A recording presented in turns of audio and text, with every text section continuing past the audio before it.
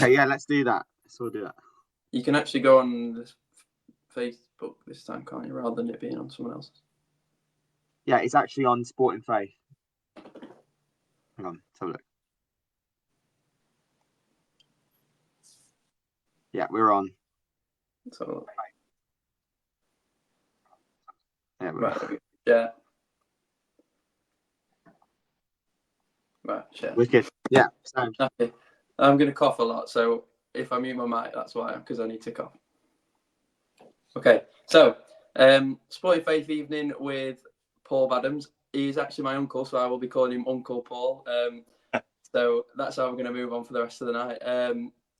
Basically, he's going to tell us a bit about himself. He's going to tell us a bit about his faith journey and about something that's been going on for him the last few months and how that's tied in to everything else along there. So, Uncle Paul, tell us about you. Yeah. Firstly, it's good to be with you. Thanks for the invite. About me, well, I'm 60 years young, not 60 years old, 60 years young. And my life, really, I was Salvation Army officer's son, Major Ray Baddams and Maureen Baddams were my mum and dad. And so I was brought up Salvation Army. I brought up with a faith, brought up with a belief. But basically, all I ever wanted to be was a footballer.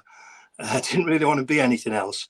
But at the age of about 14, I really felt quite a strong call of God on my life to be a Salvation Army officer.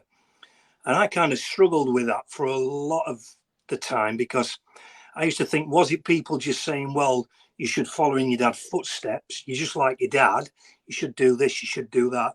And I really struggled. Was it just people having good ideas, or was it really God speaking through them to me? And I probably just put it in the back of my head and didn't really think about it. But a few years later, the call came really strong. I eventually went to be a Salvation Army officer. I was 1990 to 92, Followers of Jesus session. And that is how I ended up in the Northeast. So I came out of Clown Corps, which is obviously where Jordan lives, and a lot of the family live. My dad was the officer there. That's why I ended up stopping there. And so I went to be an officer, and that's how we got to the Northeast. We got appointed to Whitley Bay, which was very nice, next to the seaside. And from there, we went to South Shields Tyne Dock. But in all my time as an officer, I'd always had a really strong calling as well to work with raggy people and difficult people and people who are really up against it. And I tried to pursue that within the Salvation Army. Nobody's fault. So I left on good terms, but I went to be a youth pastor in a church in Washington, where they'd been having a lot of trouble with a lot of teenagers and a lot of youth around the church. And we basically went there as a couple, me and my wife, Jill. Been married nearly 42 years. I have 4 grown-up sons, and I have 5 lovely grandchildren. And we went to this church as youth pastors, and yeah, God just really blessed us. We did mad things, even back in the early 80s and 90s. We did Christian raves, we did youth clubs, we did absolutely everything.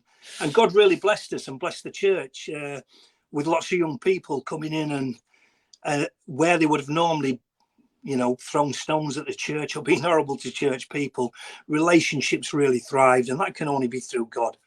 And we started football teams. We went in the Christian Football League, which in the Northeast has always been a very good league. And so we did all that and did that for a lot of years. And then my journey totally changed. I went to work with teenagers in a secure unit. And it were probably about 15 years, the best years of my life, working with kids who were up against it, kids who were, some there for their own safety, some there for criminal reasons. And working with these young people one-to-one was just, it was just what I like doing and what I love doing. And then fast forward a bit to where I'm at now. When I left the secure unit, I went to work for a year with teenagers in houses, which again I loved. But then I came across a Christian charity called Handcrafted, which is doing quite well in the Northeast. And we have like 3 hubs. We have a hub in Durham, and we have a hub in Gateshead, and we have a hub in Chesterley Street which I run. And we have like a training kitchen. We do men's groups, we do women's groups, and it's basically open to anyone, but it's for people who are really up against it, people with mental health, people who suffer anxiety, people who are coming out of prison. And just to make it more interesting, we house people as well. And we house the people that nobody else wants to house, which can be very risky at times, but at the same time can be very rewarding as well. Just putting a bit of faith and a bit of belief in somebody. And so that's kind of where I'm at now. I think I've been doing that for 5 years. And it's just a pleasure to go to work and serve people. And then linking into that, about 4 years ago, I got approached. There's a thing called sports chaplaincy. And they put chaplains into not just football teams, but right across lots of sports events all over the country. And I got approached by somebody who said, we've been given your name, Gateshead Football Club are looking for a new chaplain. The one that there can no longer fulfill his role. Would you be interested? Well, me loving my football, and Sheffield Wednesday is not really football, but, you know, being a Wednesday fan, I thought this is a great opportunity for me. And so I went along, met the managers, met the players, and first season there, we were champions. Obviously, must have had something to do with the chaplain. Second season, we got to Wembley to the FA Trophy final and lost. Third season, we qualified for the playoffs, but obviously weren't allowed to play in them, which was a travesty. But we won the cup final, the FA Trophy, because we got to Wembley again. So it's been a journey, and you're probably saying, well, what is the role of a chaplain? Well, that's a great question, because what is the role of a chaplain? It's to be out anything and everything to everybody. So basically, I'm there to serve the players, the management. Obviously, in the 4 years I've been there, a lot of managers, a lot of management have moved on to higher leagues, you know, Division 1, Division 2. A lot of players have moved on to Championship, Division 1, Division 2.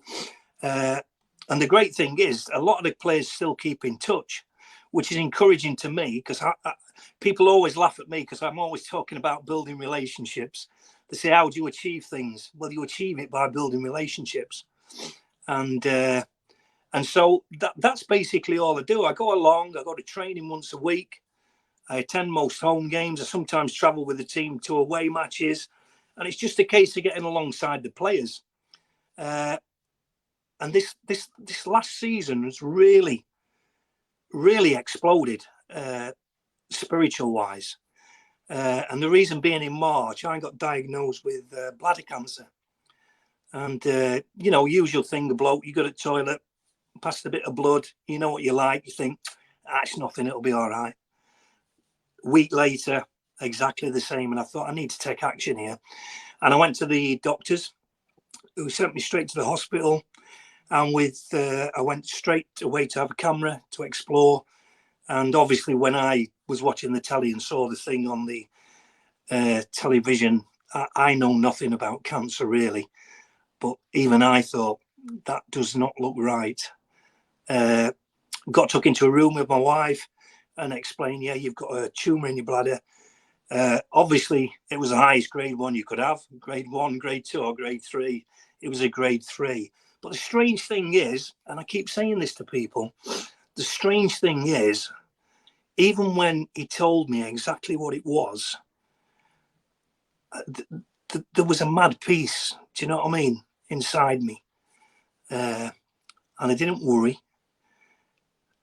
Obviously, I was concerned for my wife, Jill, because, you know, to hear that your partner's got cancer is not a nice thing. And but I just said, look, you know, let's trust in God here. Let's get it in perspective. And the consultant said to me, what are you going to do when you leave the hospital? And I said, well, we're going to go to muffin break, have a muffin and have a cup of coffee. And he says, that's a really good idea, because it's kind of normalizing stuff.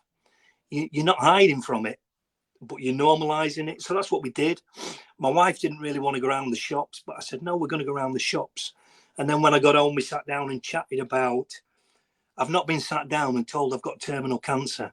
I've been sat down and told I've got cancer. And so within 2 weeks, the tumour was out. I saw the consultant who said, look, it's really fortunate it's not gone into the muscle of your bladder. So you'll come back in 6 weeks and have the same operation where we do a scrape. So then did that. Then I think it was about 8 weeks after that, he said, we're not going to do chemo. We're going to do a thing. Years ago, you used to get a BCG jab into your arm at school. And so the treatment was to be preventative is to put that into my bladder. So I've now had 9 sessions of that. And I'm off for 3 months now, which is great. But the good news is that my bladder is clear of cancer, but it's a continued journey now for the next 2-3 years, whatever. But here's the best thing about it. I heard a friend of mine, I don't know if you know Life Central Church in Hales Owen, and their pastor is called Leon Evans. And he was preaching a sermon about why does God let bad things happen? And obviously the outcome of the sermon was, well, he doesn't, but bad things happen in life. And it's what you do with them. And that kind of really challenged me. And along with Rob Burrows, so I don't even know whether he was a Christian or not, the rugby player, he really inspired me. And I thought, let's try and use this to good. So what I did was I went to the football club, I went to work, and I shared it with everybody. Told the players, look, you might not pray, you might not be a Christian, but can you pray for me on this journey?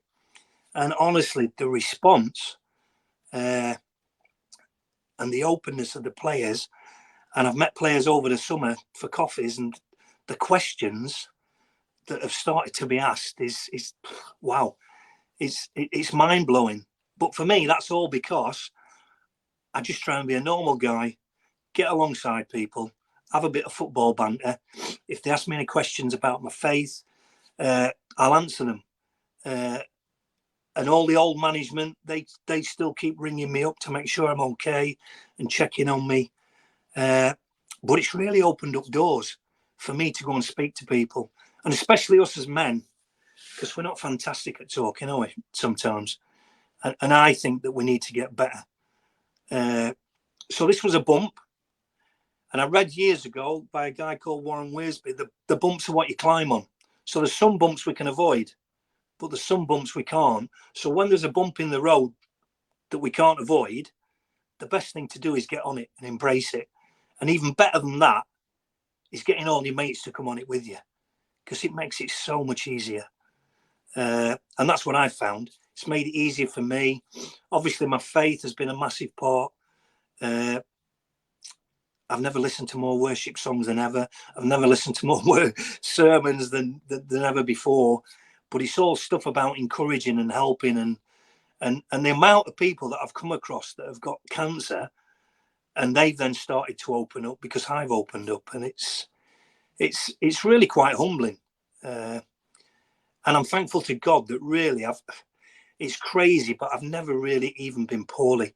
I've had 2 dodgy reactions to some of my treatment, which just involved a few days in bed with a fever. So God's really blessed me, and you know, I'm convinced that He'll continue to bless me, and it's just about me being faithful. And I think you have a choice when illness comes, or any tragedy or anything, any issue comes in life. I think as Christians we have a choice, and make no mistake, the world is watching more so when we have an issue. And my first thought was, all my mates will be watching me. They know I'm a Christian, and they'll be thinking, well, how is he going to react to this? And, you know, I'm not judging any, but sadly, sometimes as Christians, we don't always put our money where our mouth is. We say what we believe, but when the issues come, we find it difficult. And that's okay, because we can work it through. That's fine. And so I thought, I've got a choice here. I can have a pity party, which nobody likes a pity party because nobody comes. The only person there is you. Or you can have a party where you think, let's be positive, let's remain positive. And all the way through it, either way, it's a win-win. Because even if my body had gone and deteriorated, it's still a win-win. Because at the end of the day, I'd be in eternity. Not that I want to die yet. I don't. I want to see my grandkids grow up. I want to see my lads get older than what they are. I want to see family and everybody and my wife. But it is a win-win situation. You know, it's like things like this grow your roots even deeper. You know, I thought I was quite a decent Christian. Do you know what I mean? But yeah, it really puts life in perspective, and it's turned me into this pretty mad evangelist, really. Which even on Saturday, I went to Sheffield Castle Salvation Army. Shout out to Paul Huggins. He is doing a fantastic job there. And I spoke at their men's breakfast. And wow, what a set of blokes. You know, some blokes who live on the street, some blokes who had a really rough deal in life. And just what a great bunch of people. And they have come in, have breakfast. And then at the end, they all prayed for me. And I just want to tell you what a powerful time when they prayed for me. And these are guys off the street. Do you know what I mean? It's unbelievable. God can use anybody. Don't matter who we are, what we've done. You know, God can change us, and God can make us new and refresh us, and you know, it can achieve great things through us, and we can inspire people ourselves. And so that was my take on the cancer. Was I'm going to use this as an opportunity to extend my ministry, and it's mad. It's not mad because it's God, but it is mad. That's exactly what's happened. And so I'm growing as a person, and hopefully I can help and grow other people. And God's just widening my ministry, which is great. Any questions? Well, I was going to say that, you know, you mentioned there a few times inspirations and how you've been inspired by different people and different things. What I was going to say is, obviously, you mentioned your dad at the start, and I know a lot of people who know him are very keen on your dad because he's a very inspirational person. Yeah. I just wanted you to again go into a bit more detail about your dad, because obviously lots of people will know him, but then there'll also be a lot of people that don't. I'd like to hear a bit more about your dad, really. Yeah, no, that's cool. I mean, my dad's just an unreal person, really, and he always has been. I mean, he's away in the Midlands at the minute. He's gone back for a week to visit loads of people. Again, he's gone for a holiday, but he's visiting all these people, which is my typical dad. So he's visiting family, he's visiting friends, and my dad's a one-off. Even back in the 60s, I think he was stationed at Ison Green in Nottingham, which is not a very nice area now. It was probably even a worse area then. And my dad, as a young lieutenant, used to wear a leather jacket. Instead of wearing his Salvation Army jacket, he would wear a leather jacket. And he always had a little sticker on the side, and it said, "Jesus is alive." And he started a youth club in this really rough area. And he just did some mad things. Do you know what I mean? He had an archery club, which today, risk assessment, you wouldn't get away with it. And then there were all these guys who had all been in gangs and were really tough and really hard. And they said, "Can we have a boxing ring?" And he said, yeah, and we'll get some bags for you to box them. And they said, no, we want to fight. But then the upshot of the thing were they wanted to fight my dad. Well, my dad when he became a Christian as a young man at Dudley Grammar School, he felt that God really didn't want him to carry on with boxing, so he packed it in. But to get alongside these lads, he says, "Yeah, okay, come on then, I'll take you on one by one." And I think he beat every one, and the amount of respect that won him. And one of those guys who was in a gang, I think he's since sadly passed away, he became a Salvation Army officer years later. And it's like, wow. And my dad's always taught me to mix with other churches, you know, get involved with other people. Don't put all your eggs in one basket. Get to know your community. And, well, you know, Jordan, even today, I mean, not that I want to call him the Undertaker, but how many funerals does he do all across Great Britain? And it's not just people who are Christians or Salvationists. It's people from community. And I think that speaks a lot of the kind of bloke he is, and continues to be. I mean, I think he's 85 in December, and he's still preaching, still doing funerals, still visiting, and there's no stopping. But he's been a massive influence on me. and helps, helps, always sends me messages and things, and encourages me when I do things, because we all think we're not great at stuff. When we do stuff, we think, oh, that wasn't very good, and this, that, and other. And yet, if we put ourselves in God's hands, we're humble, we remain humble, we keep our feet on the ground, God will and can use us more than what we think. Definitely. Yeah. The two times, again, where I've most been in awe of your dad, I will say that, because, again, like you say, he is one of them people who I'm in awe of, because he's such a, you can just tell that he lives and breathes God and faith.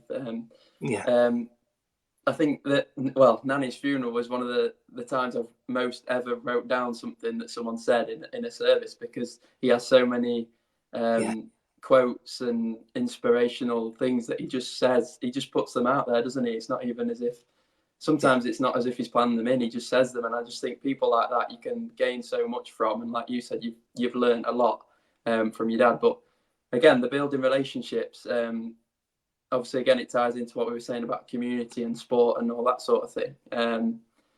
When you went into the football stuff, and you told them about your treatment and everything, how was that received? Because obviously, like you say, some people are probably afraid to talk about things like that, or they're not necessarily wanting to get into details because they're afraid of what might come of it.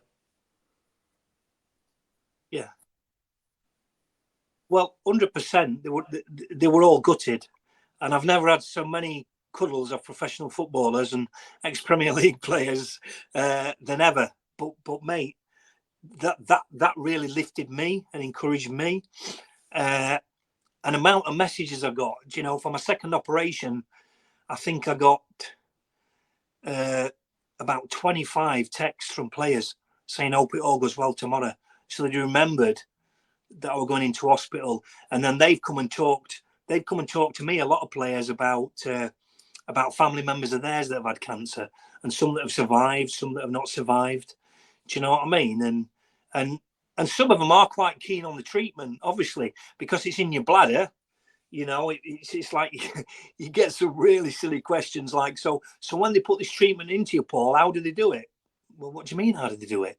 Do they do it by injection? And I go, well, no, not by injection. Think again. And then they eventually work it out. They said they don't put it in through. And I go, yes, they do. But again, it's mad, because it's bringing a little bit of reality. And it's building that relationship, and you want to be real with them. It's like when I go in, obviously, you can imagine at training sometimes, there is a little bit of swearing. I don't see that as disrespectful to me. And they will apologise and say, oh, quiet, Choplin's here, do you know what I mean? And they have a little bit of a laugh. But like I've said to them, I want them to be who they are. I don't want them to change just because I come into the building or I'm around. And I mean, it's mad. I have access all areas. I go in all team meetings, which, because I love my football, is great. When our skipper had a really bad injury, second game of the season, I got asked by the manager to talk to the players because they were so shook up. He's out for the full season. And so I went in and spoke to the players and actually talked about the bumps of what we climb on to encourage them and help them, and said that as they'd got on the bump with me, they need to get on the bump with the fellow players. And even when the management left again, because it was 11 months since the previous manager went to Milton Keynes, and then the new manager had been there 11 months doing fantastic, and he went to Crawley. So the players are like, wow, a little bit crestfallen again. So you get in there, you get amongst them, you try and build them up, you try and help them. And that's all you can do. And that's what you're there for. And sometimes you even get involved in a little bit of training, which for me is class, because I love my football. And so there's lots of good stuff. I've even got involved. They do a community thing where there's a bit of walking football. So because till I got my cancer, I still play football every week with my elder sons and what have you. So I've started doing walking football to get my fitness back up. And honestly, that walking football is harder than you think. It's really difficult. And I'm sweating like a fat lad when I come off a pitch, I tell you.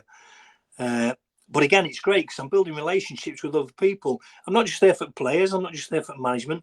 Amount of stewards I've met who've asked me to pray for them.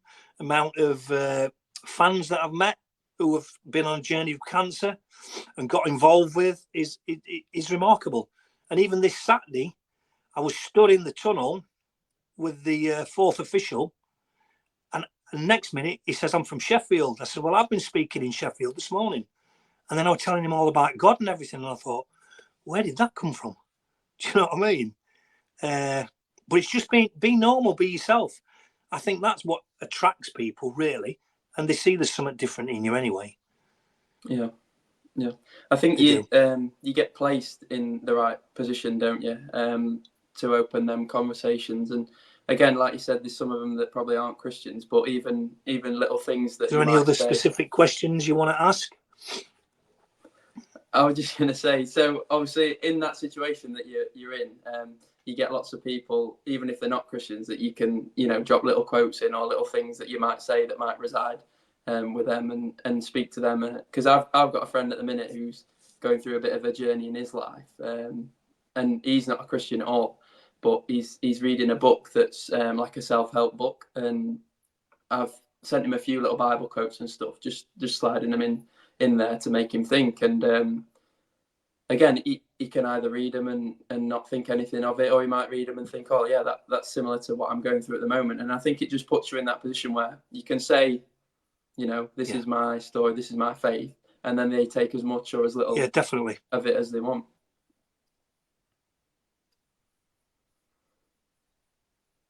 Is there any questions you boys want to ask anything? Have we got anything on the Facebook?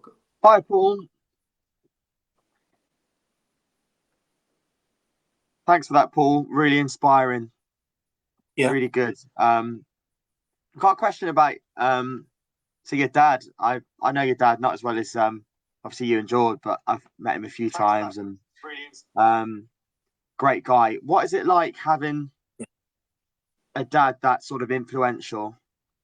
Is it always an encouragement, or did you ever feel a pressure to almost like live up to that? You're muted. Am I?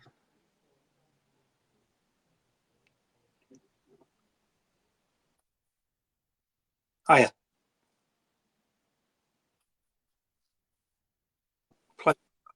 Pleasure.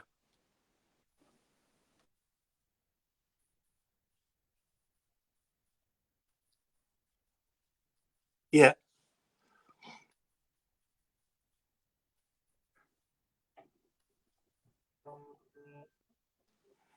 I think sometimes you can feel it as a bit of a pressure, because people always used to say, oh, you're just like your dad. Yeah. And I think I'd kind of look at him and think, flipping heck, I'm not like him. Do you know what I mean? But then I think as you get older, you kind of learn to accept and really admire what kind of man he's been. Because I remember at his retirement, because I speak in church and stuff, my brothers and my sister had said, look, you can talk. And I remember saying that seriously, what people see in public with my dad is exactly what you see in private. He honestly is no different. And I know he's my dad, but he's a remarkable fella. And his faith, even when my mum went on her journey with cancer before she passed away, I think that's nearly 8 years now this year. Honestly, his faith and the way he looked after her, it's admirable and unbelievable. And my mum's faith as well was so strong, and I think that's helped me on my journey, because hers were, well, it were loads worse than mine, let's be honest. But she bore it with such dignity and such a faith, and never once said, well, why me? Do you know what I mean? Which is remarkable. So, I've been fortunate, not only a remarkable dad, but a remarkable mum as well. And again, it's for us to make choices, isn't it? Do you know what I mean? I've got brothers and sisters, some church, some not churched, but we all had the same upbringing. Do you know what I mean? So, and I think as you get older, you kind of look at things more. Well, I certainly find that the older I'm getting, I really look back and think about, even sometimes when my dad and mum did some of the things that I would disagree with. When I think back, we couldn't watch telly on a Sunday. What a nightmare. Do you know what I mean? But that was back then. But it kind of makes you and shapes you. And not that I'm saying you shouldn't watch telly on a Sunday, of course you can. But it's like them little things shape you. And I think as you look back, you realise that. Whereas at the time, you don't always. And I think linking back to what Jordan said about his mate, I think sometimes as well, we would all say that when people are having issues, we'll turn up and we don't know what to say, do we? Well, that's fine. Just turn up and shut up. Just sit down, be there, shoulder to cry on, arm round them. You don't even have to pray for them at that point. You don't even have to quote scripture at that point. Just being there. And then all the other stuff will follow. Do you know what I mean? It'll naturally follow. I guarantee you. Yeah, that's what I was saying there. Like you said there, being in that situation and in that place where people know you're there, so you don't necessarily, like you say, have to say anything. You know, in your cricket team or your football team, people know that you're the Christian. People know, and if they do go through something, that they might come to you and first, because they know that you're not going to judge them and you're going to give them the most honest advice you can. And I think that's really important, like you say, in those communities to do that. Yeah, 100%. So the men's breakfast then, what was the theme of it? Was there a theme? Did you go with a theme, or was it sort of a Q&A? I kind of told them a bit about myself, as I have done tonight. I told them a bit about my chaplaincy because they were quite interested in that. They weren't very happy. I said, I can split this room down the middle before we start. I'm a Sheffield Wednesday fan. And they all went, boo, because they were all United fans, which were class. And then in the middle of my talk, one of them shouts out, "You're doing all right for a Wednesday, right?" Which was great, mate. I love a bit of banter. But I was just really humbled by the fact that these guys, one guy come up to us at the end, and I prayed with him. And he lived in a car. And he said, "You know what? This has been the best day." I could have wept. Do you know what I mean? This has been the best day, and this will keep me going now for the rest of the week. And I thought, wow, it's mad, innit? We shouldn't really live in a world like that in these days, but you know, just to see this bloke, and I think what it were is he'd come in, and basically people had just treated him as a human being, and I think he felt like a human being again. And he felt like he'd been heard. He had conversations. He'd had some food. Yeah, it was mind blowing. And I was kind of saying to them, look, we're all vulnerable. It doesn't matter who we are. You know, people might look at you sometimes and think, you know, you think you're Captain Scarlet, indestructible. You're not. Nobody is. We're all vulnerable at some point, and we all need support. And it's a key for us blokes, I think, is getting that support. I have people that I go to. If I'm struggling, I'll often talk to my dad, obviously. But I've got another guy, a doctor friend, who I often go to as well. He's a good Christian. And I know he'll be honest with me. So if I need to kick up the pants, he'll give it me. If I need a clip round the ear, he'll give it me. If I just need encouraging, he'll encourage me. And I think we all need to find people like that. Every single one of us. Yeah. I think again though, that's like what you said with the relationships, that it all boils down to that if once you get, like you said, a bit older, you get those relationships that people can say that sort of thing to you, and they know that you're going to accept it. And I think a lot of the time it is being able to say, you know, come on, sort yourself out, or like you said, give you a kick up the pants and stuff. But again, the most important thing, I think you've touched on it a few times for me, and you said there, is community, and being able to share things with other people. And like, obviously, again, my dad's been through a lot of stuff over the last year or so, and I think now he's finding rest in the fact that so many people are going through that same thing. You just don't realise it until you get talking. And I think from your story, again, my dad's story, other people's stories, I think the best thing to do is to get out there and talk to people, because it can be lonely on your own, can't it, when you think about it. But like you said, all those things and all those people that you shared it with, it's almost as if, like, I can't remember the saying, but you know, when you throw something out to as many people as possible, you might only get a few responses, but those few responses are exactly what you need to hear. Yeah, 100%.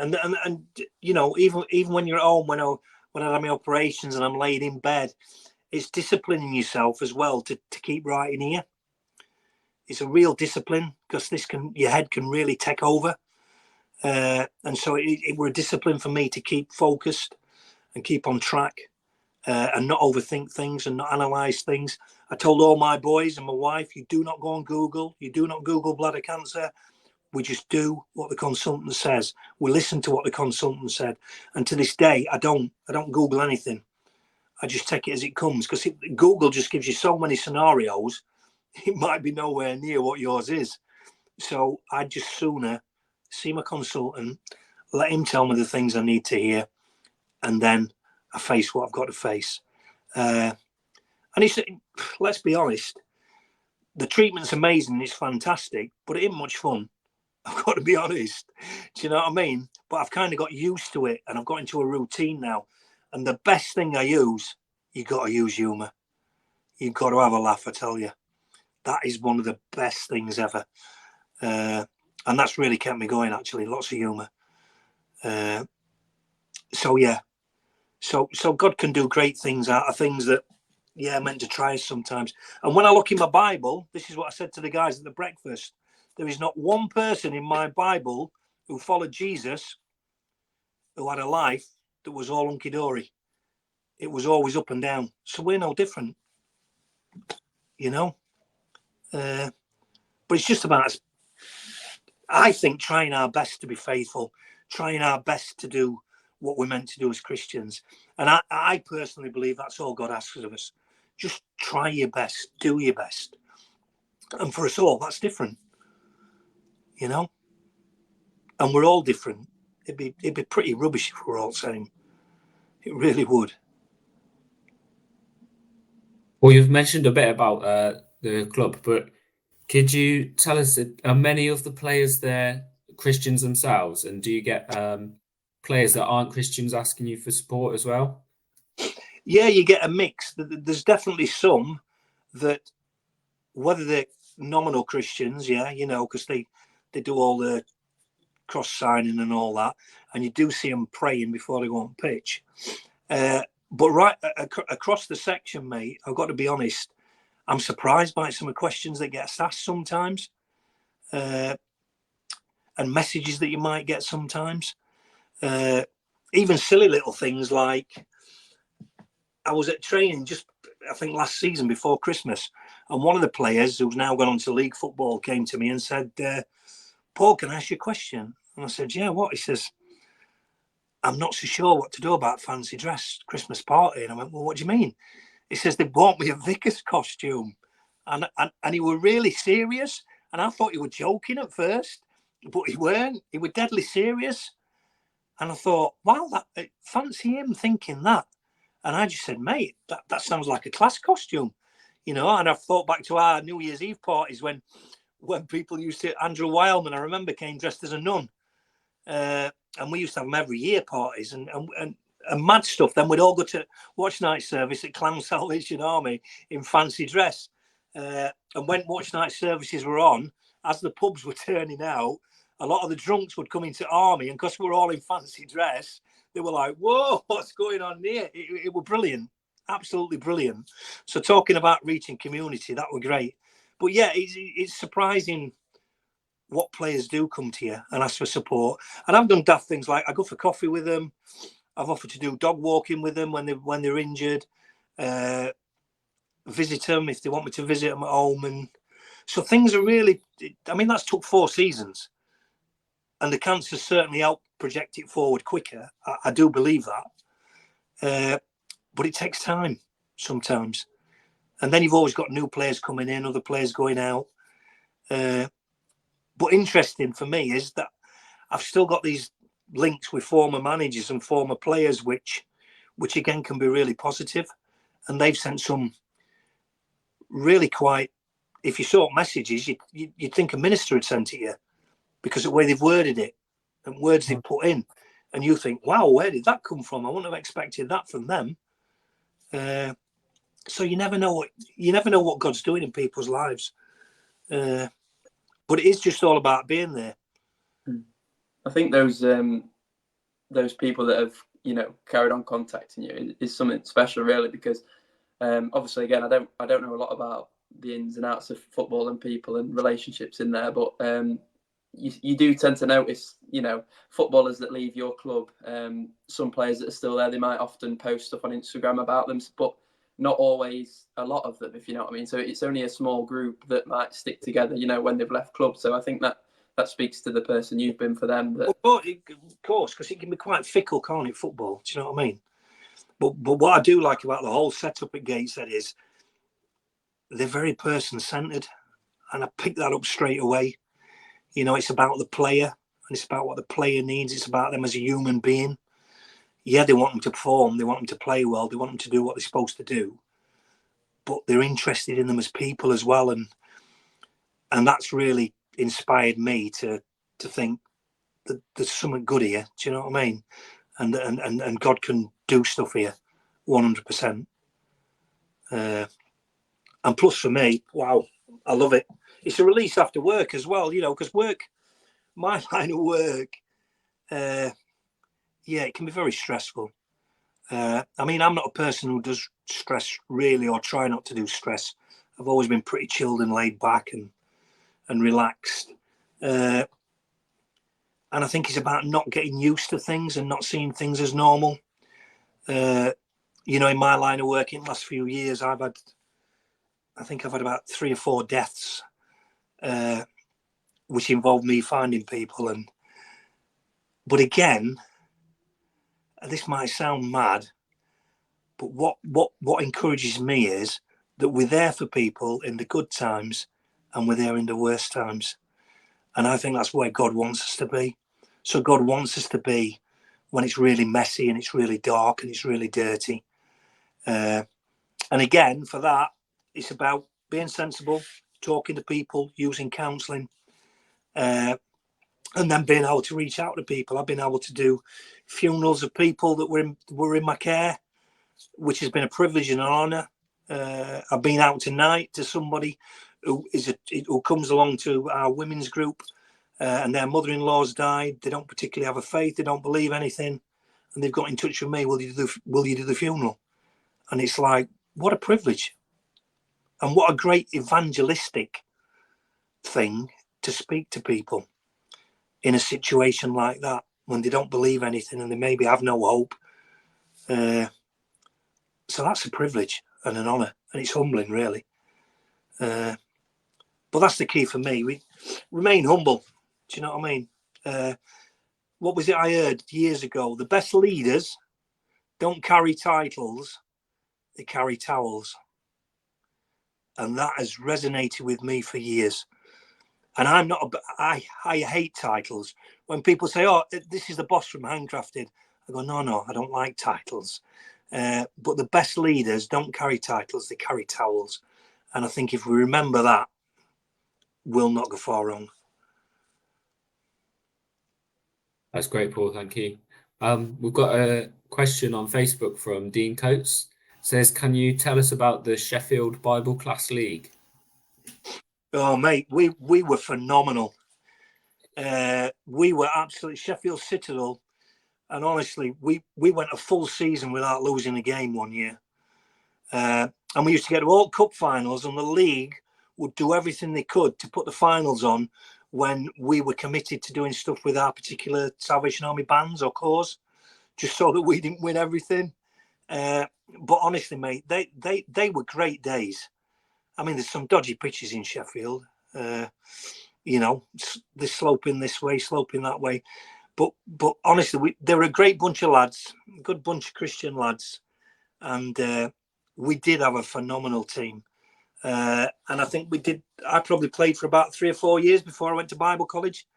I think I'll play a manager eventually, and I was only in my 20s then. But yeah, they were great memories, happy memories. And I still keep in touch with a lot of those lads on Facebook and what have you. So yeah, Dean, yeah, I'll tell you one story, mind. I can remember we played one week and we won 3-0. And your dad were on holiday.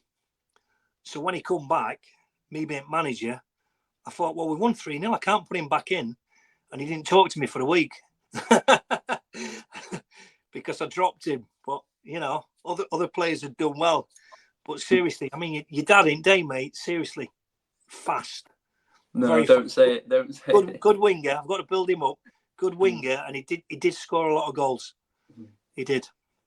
Well, he's in his older age now. He's keeping him out, isn't he? He has to play in the net now, so he's had his day running. Exactly. Comes to us all. Charlie, were you going to ask something? Yeah, I saw you unmuted there. I was unmuting because I wanted to make sure that one got asked. But Paul, right, question is, what do you say to someone? What advice would you give to someone that you spoke a lot about just being there, being yourself, being authentic, being real? What do you say to someone that perhaps maybe feels like they're trying too hard, but they're struggling to let go of maybe like a facade that they've got, and they just want to? How do you get into that? You know, and maybe do you stumble upon that, do you think, in life, or do you think you can make a conscious decision just to kind of get rid of those filters? I think you can try and make a conscious decision to get alongside them and get to know what's underneath. Because like another one of my big beefs is,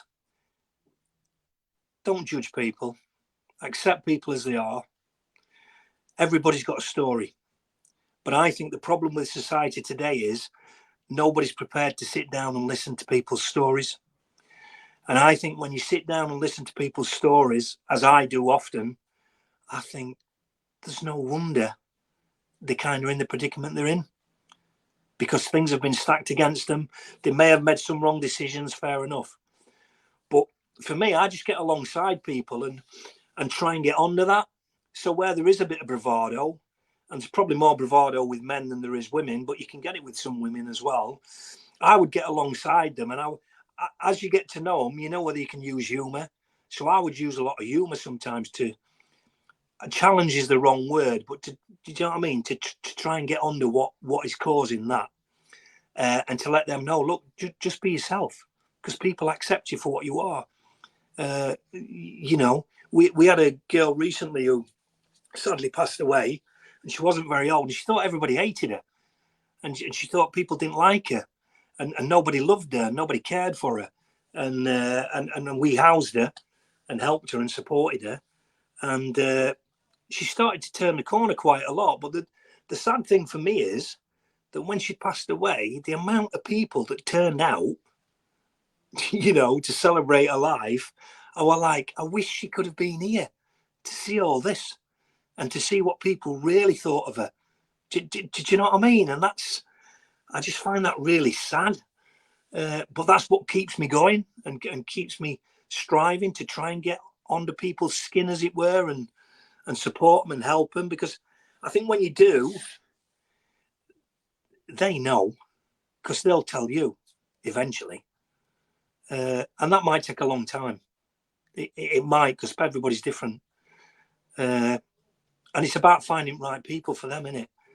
It's like I'm not that open and talking to people if I don't really know them, or I've got to build up a bit of trust. So they're no different. Do you know what I mean? But I think if you just get alongside them, use humour, even sometimes you might have to be a bit firm and a bit forceful, which we're not always comfortable with that. But sometimes you need to be. And it's not easy. It's not easy. But I think whatever you do, I still think it comes back that if you're there for people, that speaks louder than anything you're going to say. And if you keep fighting their corner, even when sometimes they're being proper nuggets, you know, it can really help people and move people forward. And we've seen some great success stories. Do you know what I mean? Not every story is a success. You know, that's a given. But at least when they were on the journey with us, there was good times and we were there for the bad times. And I find comfort in that, because I think that's where Jesus would be, where it's messy, where it's dirty. That's where he does his best work. Yeah, that's really important. Like you say, again, it's been touched on a lot tonight, is that relationship and being that person for somebody else. The last thing I wanted to ask you was, has your favourite sporting moment been as a Wednesday fan or working with Gateshead? Well, obviously, because we won the cup at Wembley, It's got to be that. Honestly, it was the most amazing day. And unbeknown to me, because of my journey, the players had all nominated me and management for an award from the FA. And I got a message from the secretary asking me to write a little bit of a bio on myself. And I thought, this is a bit strange. But I wrote one. And then when I got to Wembley and opened my programme, who's in programme? Yours truly, me. And mate, I could have wept. And then I had to go down onto the pitch and I got presented with a big, massive trophy off the FA for my services to Gateshead Football Club. And man, that was moving. I mean, humbling, like I say, but really, really moving. And then when I went to the after party, I walked through the door in the box park, yeah, and one of the players was stood with a trophy, and he came straight over to me and just gave it me and said, "That's for you." Wow. Do you know what I mean? It kind of said it all for me, you know. And that's all I'm there for, is to serve. Yeah, it's nice to be recognised, but it don't matter if you're not really. Do you know what I mean? Because you'll get your reward in heaven anyway. But yeah, so that they were great times. I mean, obviously Wednesday, I can remember in cup final in '90s and what have you. We lost both finals to Arsenal, mate. I cried, and I was a grown bloke then. That's when I was officer at Whitley Bay. We lost both finals to Arsenal. But yeah, sport's a great way to get alongside people, seriously. And it doesn't matter what sport it is. And as I said, there's sport chaplaincy that run all the pastoral chaplains to Premier League clubs right down through the leagues. Does it to boxing events, athletic events, every sporting event there is. So there's really a lot of work going in, and it's all voluntary. Do you know what I mean? Which is brilliant. It's really brilliant. Yeah. No, thank you for that. It's, again, like we've said, the word inspiration a lot, but you know, I'm friends with you on Facebook. I've seen a lot of your posts about, you know, your treatment and stuff, and the way you've been positive and open about things has been really inspirational to me. So again, that's why, same as I said with John, it's the same for you as well. I've got you on here because I want to share that with other people, and like you said, sharing things with as many people as you can, you know, you're gonna reach someone. So yeah, thank you for that. No, it's been a pleasure. Charlie and Josh, you've got anything they want to ask, or if you've got anything else you want to add before we go, then now's your time. Well, no, there's loads we could ask, really, Paul. Maybe we could do a part 2 sometime. Yeah, that'd be cool. But yeah, thanks for sharing, mate. It's been really great and inspiring to hear that. And I think for me, taking that out is just being yourself in sport. I often think, how do we, you know, evangelize in sport? You know, when we've spoken about this before, and playing sport, particularly wanting to win, you know. Yeah. But I think just that being yourself and being by people, which is proven through your testimony, obviously is an amazing thing to be able to do. So I think sometimes maybe taking that pressure off, feeling like we've got to try too hard. Yeah. Maybe that's the thing. Yeah. Yeah. But yeah, thanks, Paul. No, absolute pleasure. Thanks for the invite. Really appreciate it. Thank you. I think Josh, are you there? Josh, you looked a bit frozen there. Did you want to say or ask, or see if we can get you in? I think I'm back. Yeah, we can hear you. Yeah, just want to say thanks for that, Paul. It's really interesting to listen to some of your story and some of what you get to do on a daily basis, and some really inspirational stuff for us to think about as well. So thank you. No, thank you very much. Again, like Charlie said, if there is anything people want to ask, they can message me. I can pass it on, or they can message the page. So, but yeah, definitely another time we'll have another go, and we'll get some more questions in and stuff like that. Yeah. Good stuff. Nice one. Thank you very much, everybody. Take care, all of you. Thank you. Do you want to say a quick prayer, George? Yeah, I will. Do you want to do it? Yeah. Yeah. Lord, thank you for Uncle Paul's presence tonight on our live stream. I hope that his story and his message will be received by anyone that's listening, that will listen in the future. Again, we've spoke about inspirational people. Lord, you inspire us to give these stories and these testimonies to everybody. So thank you for that strength that you give us to get the message out there. Amen. Yeah. Amen. Nice one. Thank you, guys. Nice one, guys. All the best Thank and you, everything, Paul. mate. See you all Thanks, soon. guys. God bless. Bye bye.